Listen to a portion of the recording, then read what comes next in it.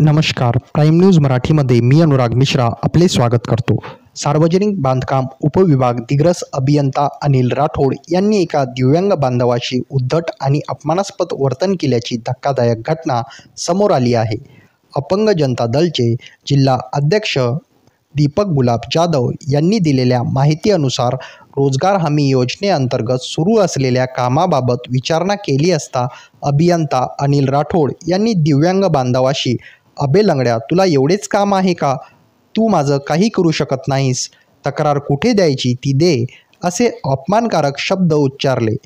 या घटनेचा तीव्र निषेध नोंदवत अपंग जनता दल यवतमाळ शाखेने जिल्हाधिकारी, पोलीस अधीक्षक आणि राज्य दिव्यांग सचिव तुकाराम मुंडे यांच्याकडे लेखी तक्रार केली आहे. दीपक जाधव म्हणाले की ही केवळ वैयक्तिक अपमानाची बाब नाही, तर दिव्यांगाच्या सन्मानावर सरळ प्रहार आहे. दिव्यांग कायदा 2016 अंतर्गत संबंधित अधिकाऱ्यावर गुन्हा दाखल करून त्याची दिग्रस येथून तात्काळ बदली करण्यात यावी, अशी मागणी त्यांनी केली आहे. संघटनेने इशारा दिला आहे की जर प्रशासनाने तातडीने कारवाई केली नाही तर राज्यस्तरीय आंदोलन छेडले जाईल. दिव्यांग बांधवाच्या सन्मानाशी खेळणाऱ्या अधिकाऱ्यावर कठोर कारवाई न झाल्यास संपूर्ण राज्यभर निषेधाची लाट उसळेल, असा इशारा अपंग जनता दल यवतमाळ शाखेने दिला आहे. नमस्कार, मी दीपक गुलाब जाधव, यवतमाळ जिल्हा अध्यक्ष अपंग जनता दल. मी काल सार्वजनिक बांधकाम दिग्रस्त अभियंता यांना माहिती विचारली असता त्यांनी मला उद्धट वागणूक दिली. तुम्हाला माझी तक्रार कुठं करायची आहे ते तक्रार तुम्ही करा, माझी काही होणार नाही.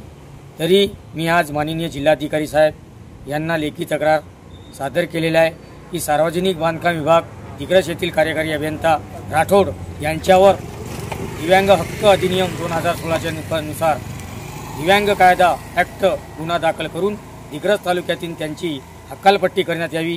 यामार्फत माननीय जिल्हाधिकारी साहेब, माननीय पोलीस निरीक्षक साहेब, सार्वजनिक बांधकाम जिल्हा यवतमाळ यांना निवेदन दिलेले आहे. धन्यवाद. आपल्या परिसरातील अशाच नवनवीन बातम्यांचे अपडेट्स मिळवण्यासाठी प्राईम न्यूज मराठीला आत्ताच सबस्क्राईब करा. नवा विचार, नवा दृष्टिकोन, अर्थातच प्राईम न्यूज मराठी.